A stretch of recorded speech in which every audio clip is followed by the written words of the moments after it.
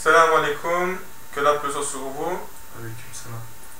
Je fais cette vidéo concernant les savants en islam selon le Coran. Donc, qu'est-ce que Allah dit sur les alimoun, sur les savants? Je vais commencer avec un premier verset du Coran. Dans la sourate 3, verset 79, il est écrit: il ne conviendrait pas à un être humain à qui Dieu a donné le livre, la compréhension et la prophétie de dire ensuite aux gens: soyez mes adorateurs à l'exclusion de Dieu. Mais au contraire, il devrait dire: devenez des savants, obéissez au Seigneur, puisque vous enseignez le livre et vous l'étudiez.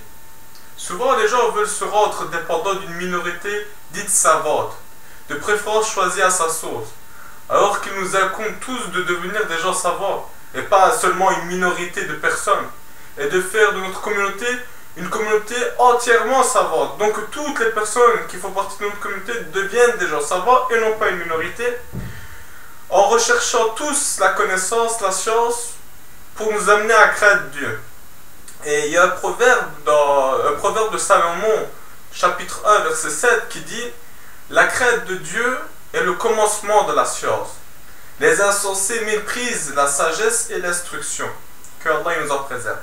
Il y a aussi un autre verset du Coran, dans la sourate 30, verset 22, il est écrit: et parmi ces signes, la création des cieux et de la terre, et la variété de nos langues et de nos couleurs. Il y a aussi des preuves pour les gens savants. Pour ceux qui croient en Dieu, toutes ces diversités reflètent bien l'omnipotence de Dieu, et poussent le croyant à savoir davantage afin de craindre davantage Dieu.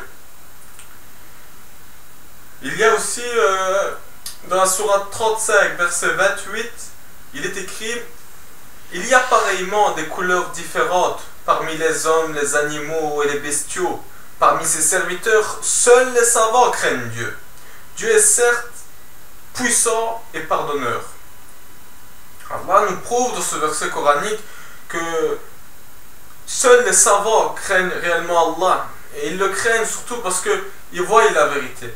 Les clairvoyants, tout cela, voient une fois de plus à quel point Dieu est omnipotent et que ces exemples qu'il nous cite à travers le Coran sont autant d'exemples afin de nous amener à craindre Dieu et réfléchir, à nous poser de bonnes questions, avancer dans la science, dans la connaissance, pour nous amener à une certitude, pour nous faire devenir des gens croyants. Tout cela aboutir à craindre Dieu. Il y a certes en nous-mêmes tellement de preuves de son omnipotence. Les gens, ils ne croient pas en Dieu. Prouve-moi que Dieu il existe. Mais en toi-même, il y a des preuves de son existence. Il n'y a qu'à voir la main. Que croyez-vous que la main représente?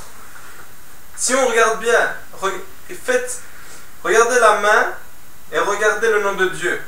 Et seuls ceux qui réfléchissent comprendront, Inch'Allah. Il y a aussi un verset dans la sourate 7, verset 187. Il est écrit: il t'interroge sur l'heure, la fin des temps. Quand arrivera-t-elle? Allah dit à Mohammed de dire: seul mon Seigneur en a connaissance. Lui seul le manifesta en son temps. Lourde elle sera dans les cieux et sur la terre, et elle ne viendra à vous que soudainement. Il t'interroge comme si tu en étais averti. Allah dit à Mohammed de dire: seul Dieu en a connaissance. Mais beaucoup de gens ne savent pas.